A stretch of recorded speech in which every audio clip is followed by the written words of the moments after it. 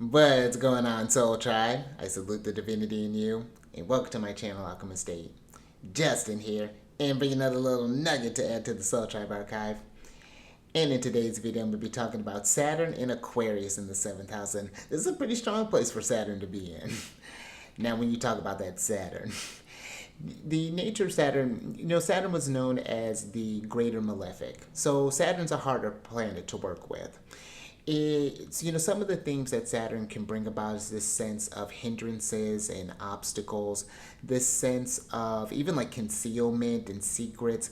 Saturn deals with things that are long lasting, whether it's like punishments, chronic, anything just like a long lasting chronic, those heaviness. There's Saturn can get into, there's a depressive quality, sometimes even around Saturn with how long some things can take. There's this cold and dry energy, that comes with Saturn.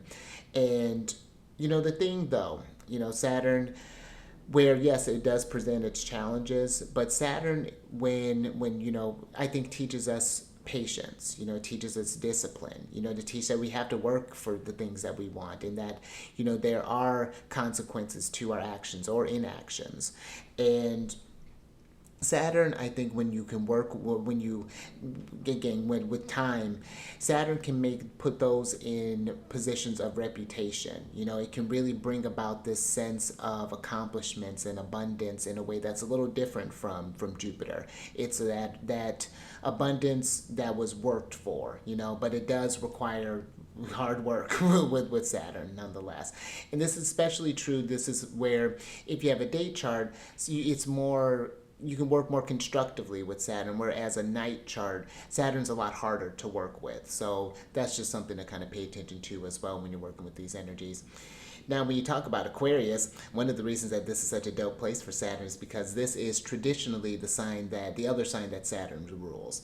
And Aquarius is the fixed air sign, and they're active or yang in nature. And what I think with Aquarius having that one, Saturn too will deal with kind of the boundaries of things, setting some sort of those limits. But Aquarius having that fixed mind, that fixed air, has the capacity to see outside, not just the limits, but outside of those limits. There's a great visionary, kind of aspect when it comes to with Aquarius. For me, they're kind of like the human vision boards in a sense, and they're the ones I like to think, especially with that fixed air, because that's dealing with the thoughts. If you can hold it in your head, you can hold it in your hand with Aquarius. I think Aquarius, that's how Aquarius gives form. They can take those thoughts, and again, really kind of, there's a focus and a disciplined mind, strong mental energy when you're working with Aquarius. Now, when you talk about the 7th house, this in ancient astrology was known as the setting house. And this is one of the angular houses. So this is a strong house. And this is also where I work with whole signs. So this is where the degree of the descendant is, where it's one of the sensitive points. And some of the themes that the 7th house covers is going to deal with like relationships, partners, other people, just in general, and marriage. So when you're working with this placement, a few things to consider.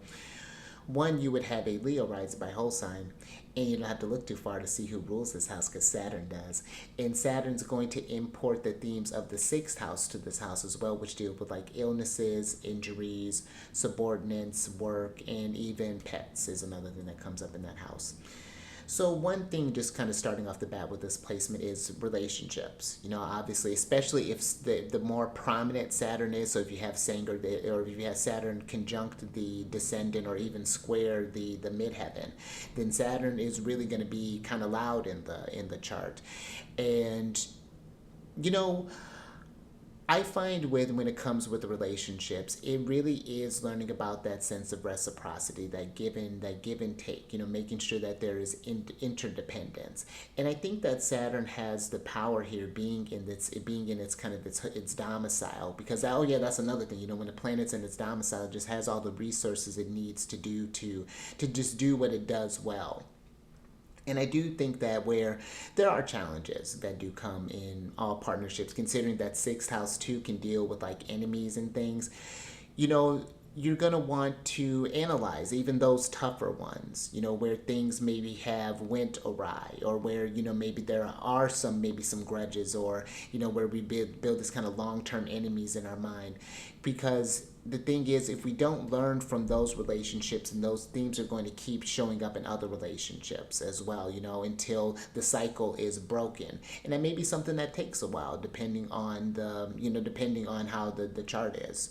But I do think that Saturn can bring about really great relationships. This is one where I think Saturn can, it's like, for example, having some sort of like mentors and things like that, people who have that sort of Saturnian kind of wisdom and things, who will set aside a regimen for you. This I think is great for that. I have this placement natally, and I actually have it squared the midheaven. It's like the midheaven's applying to Saturn within like 8 minutes. So Saturn's really prominent in my chart.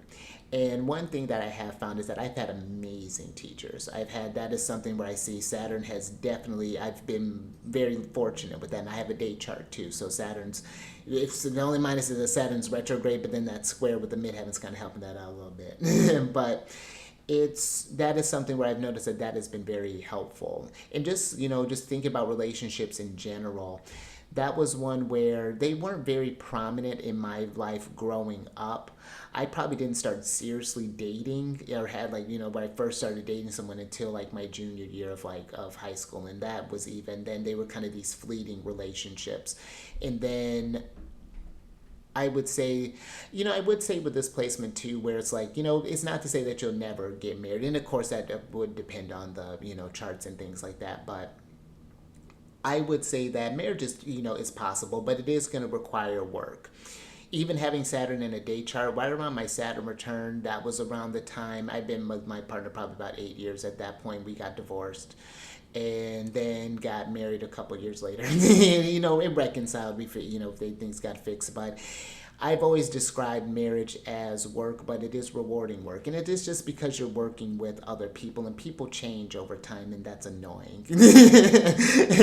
But it's part of the growth process, because you change too, and you're, the things that you want from relationships and other people. And so, where I would never tell this placement to you, like, you have to get married, like to learn this lesson, to get the growth. But make sure that you do have relationships that you can kind of bounce some things off of. You need to have that outer perspective, because I think otherwise I think it'd just be lonely. I think that that's something that Saturn can be do. But I think that it can bring, I've had one of my very first friend that I've ever, that I ever made, we're both Cancer suns, we're about 10 years, or 10 days apart. We've been friends over 30 years. So that's why I say where Saturn can really give with that. And again, I think build long-term partnerships. And that would be something too, thinking about the work aspect of Saturn, getting into some sort of like collaborations, I think would be a really great thing for this placement. I think that, being able to build those relationships in the work environment, whatever that's, if you're working for someone or if you're managing your own thing, especially if you're managing your own thing, I think that Saturn can help again build those people who are loyal to you, and again, who, when you show that loyalty to them, you'll get that back. I think that that's something really good. I think Saturn energy can really do, especially as you start to build things over time.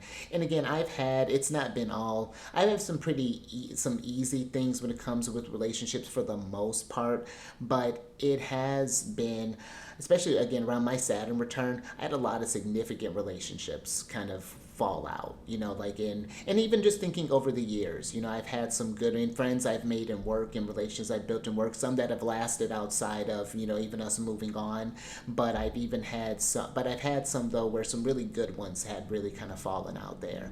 And, instead of letting those just be like regrets, I try to let that be a place where it's like, make sure to, what I didn't give in those old relationships, make sure to give to these ones, so that that cycle's broken. So that, yeah, because then it just kind of, it just fixes a lot of things. It just gets things where you're feeling it, and it helps strengthen the bonds that you can repair. Because I had a point where I had severed a lot of relationships there for quite a little while, and then to try to build those ones back up, some have been easier than others for sure. So it's like Saturn again can give, but sometimes they're I'm thinking of one in particular that I fell out there for a little bit, and we're working on it.